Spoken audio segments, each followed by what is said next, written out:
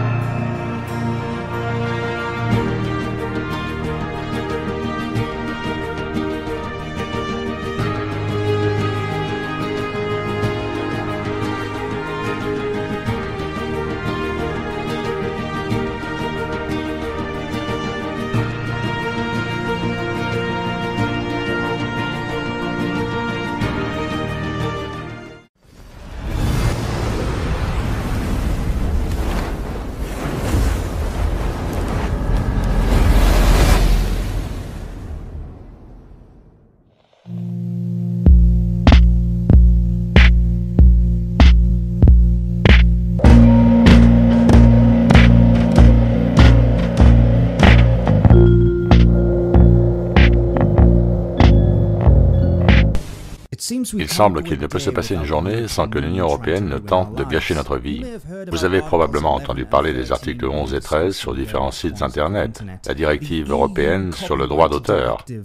C'est son nom, un nom plutôt menaçant.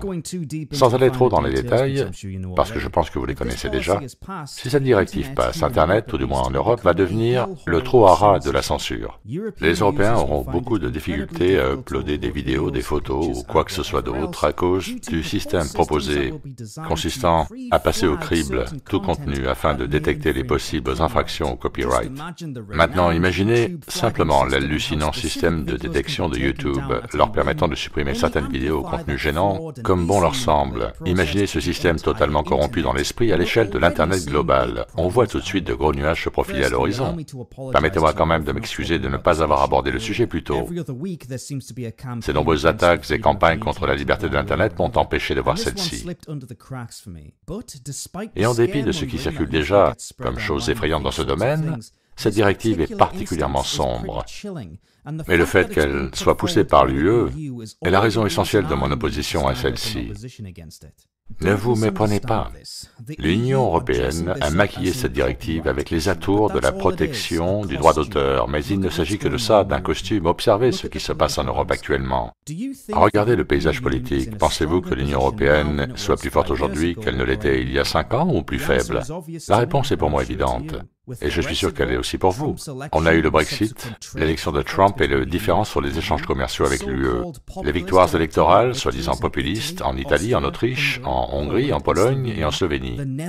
La crise interminable de l'immigration, provoquant une explosion des statistiques sur les crimes en tout genre, les viols, la violence, l'effondrement de la cohésion sociale, le cynisme et les bienfaits du multiculturalisme et de la diversité affichée comme religion, l'influence grandissante de l'islam et du terrorisme, plus tout ce qui découle de ce type d'immigration, et aussi le fait qu'Angela Merkel ait tant de mal à maintenir la cohésion de son gouvernement.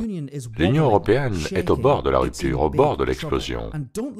Et ne vous fiez surtout pas aux médias mainstream. C'est le début de la fin pour l'UE, et ce ne peut être qu'imminent. Mais tout comme un animal piégé, c'est ce moment le plus dangereux. Les gens font remarquer d'une manière plutôt naïve que cette directive sera un moyen efficace de bannir les mèmes. Bien que ce concept ait l'air parfaitement ridicule, il nous faut le moderniser un peu. L'impact des mèmes est massif. Peu importe qu'ils soient ridicules, qu'ils soient débiles ou pauvrement édités, il n'en reste pas moins qu'ils influencent l'opinion publique dans le monde aujourd'hui. Quelqu'un peut-il honnêtement me dire que l'utilisation massive de mèmes politiques n'a pas eu d'effet sur l'élection de Trump? Ces choses-là possèdent un pouvoir. L'Internet possède un pouvoir, et ceci terrifie la classe dirigeante de l'Union soviétique européenne, car ce sont eux les perdants de cette bataille. La seule issue pour eux, la seule possibilité de gagner cette bataille est de continuer leur diktat sur l'Europe et de désarmer leur adversaire, nous. Sans cette liberté sur Internet, cette liberté d'uploader ce que l'on veut, la diffusion d'informations vitales, jamais abordées par les médias mainstream, sera impossible. Notre défense contre l'établissement sera annihilée, notre capacité d'influence, non seulement ici en Europe, mais partout ailleurs, sera sévèrement compromise. Garder les gens informés sur ma chaîne YouTube de ce qui se passe dans mon pays va devenir une tâche impossible. Et ce sera identique pour tous les créateurs de contenu. Imaginons cette directive déjà en place au moment de l'arrestation de Tommy Robinson. Vous et moi n'en aurions jamais entendu parler. Les 2 manifestations à Londres n'auraient pas pu avoir lieu. Cette info nous aurait été inaccessible et nous aurions eu droit à la propagande habituelle de la diversité, de l'inclusion, de l'ouverture, que tout ça, c'est notre force. Vous souvenez-vous, il y a quelques années, lorsque Merkel était enregistrée en train de demander à Zuckerberg ce qu'il prévoyait de faire concernant les messages à caractère soi-disant haineux sur les migrants en Allemagne. Que s'est-il réellement passé, Heinz? Bien, la presse allemande parle d'un microphone de table captant Merkel couvrant sa voix et demandant quelque chose à Zuckerberg. Et on l'entend répondre sur la problématique de Facebook du contrôle des commentaires racistes, xénophobiques sur les réfugiés ici en Allemagne. Et on entend clairement Zuckerberg sur l'enregistrement où il dit « Il nous faut travailler là-dessus ». Et ensuite, Merkel renchérit en posant à nouveau la même question, mais vous y travaillez en ce moment. Et Zuckerberg de répondre oui. Bien, nous y voilà. Ce n'est qu'un des moyens pour ce genre de finalité. Avec cette nouvelle directive, Google devra payer une taxe pour lister des articles de presse. Potentiellement, tout mon contenu pourrait être supprimé parce que j'utilise des captures d'écran de titres de journaux.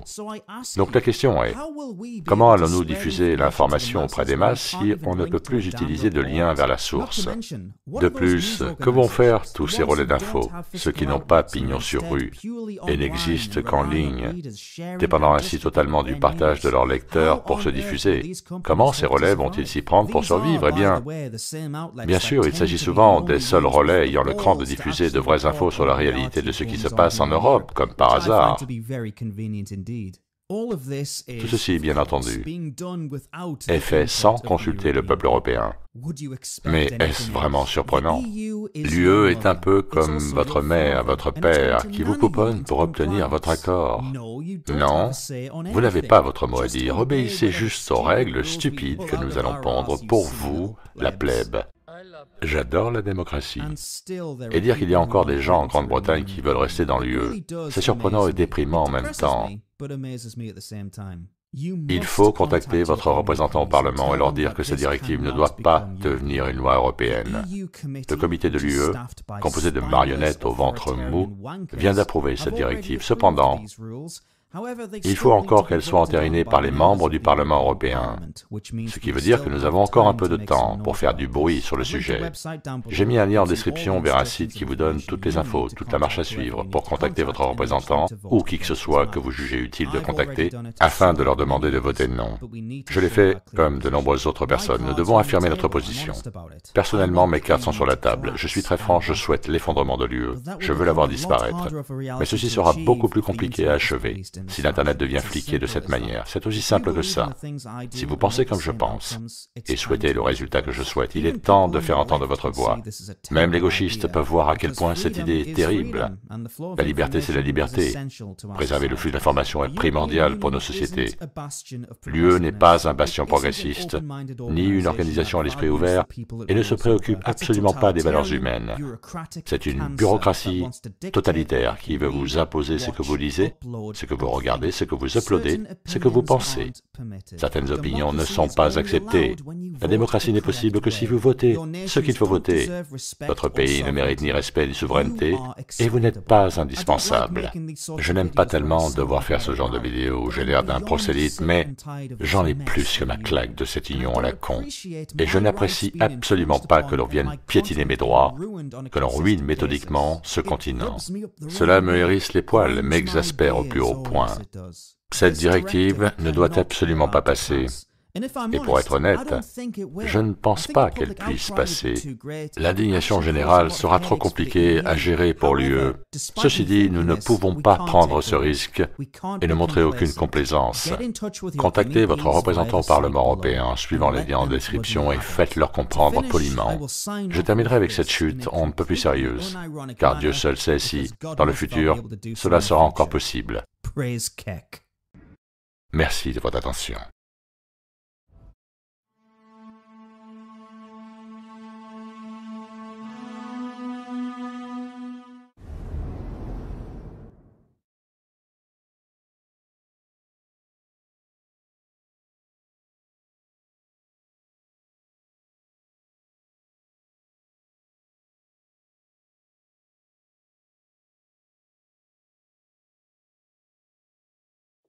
Ceci est la page d'une bande dessinée mise à disposition d'une petite fille de 9 ans que je babysite dans une bibliothèque publique qui s'appelle Le Nombril en français dans le texte. Et cette bande dessinée est présentée comme parfaitement appropriée pour les jeunes ados. Celle-ci se trouvait dans la section pour enfants. Franchement, appropriée pour une enfant de 9 ans. J'ai compris il y a très longtemps que notre culture était jonchée d'abominables exemples pour notre jeunesse, portée par l'industrie musicale, l'industrie du divertissement. On a Miley Cyrus, qui était Hannah Montana, dans un show populaire de Disney pour les enfants, il y a seulement quelques années, et aujourd'hui, elle porte un vibromasseur sanglé sur sa taille, sur scène. N'est-elle pas censée servir de modèle à la jeune génération? Donc je sais bien que les choses sont mal barrées.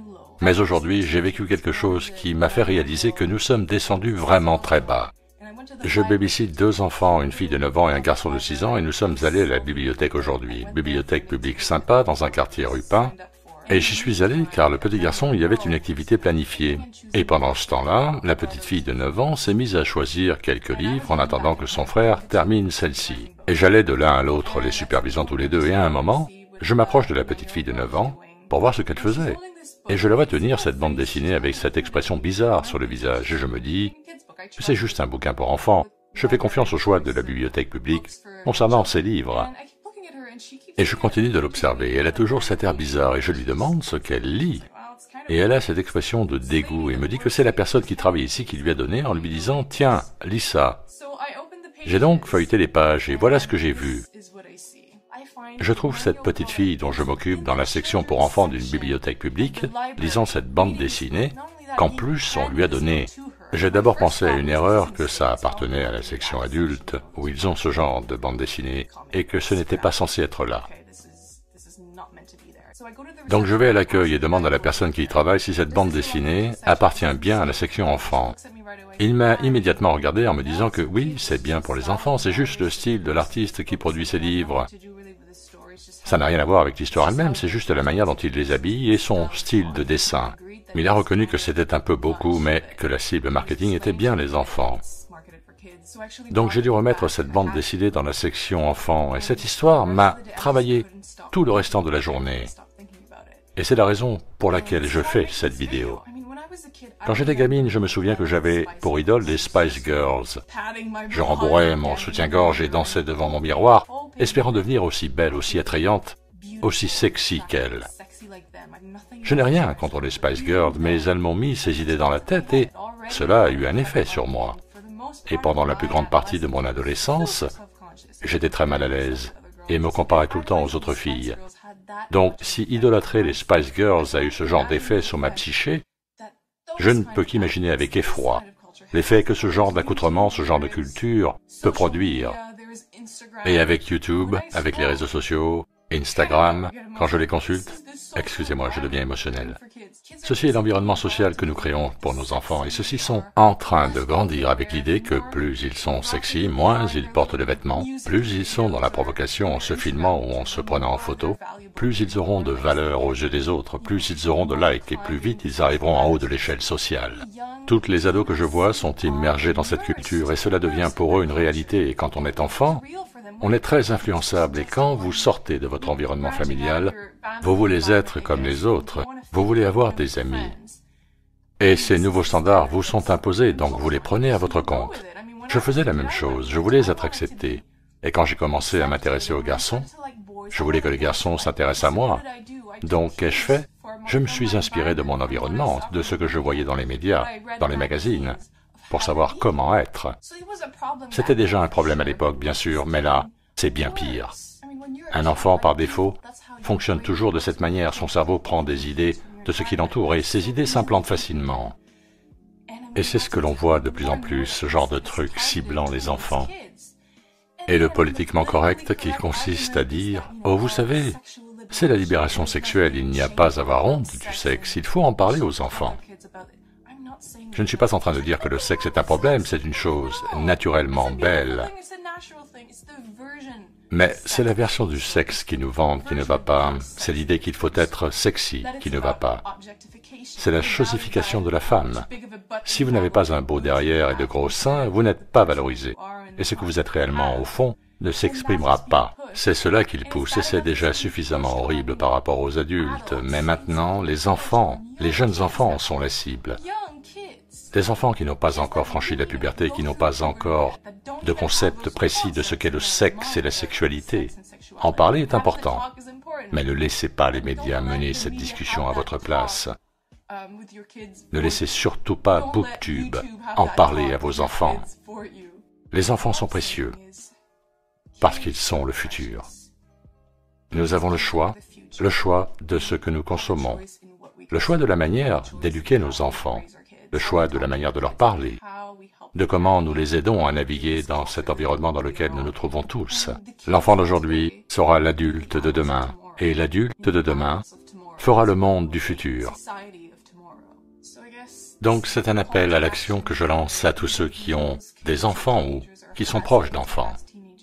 Il faut leur parler et leur dire ce qui est important, ce qui est valorisant, c'est de savoir ce qu'ils sont vraiment, quelles valeurs ils veulent porter et partager, de savoir que leur bonté, leur gentillesse déterminera leur impact sur les autres.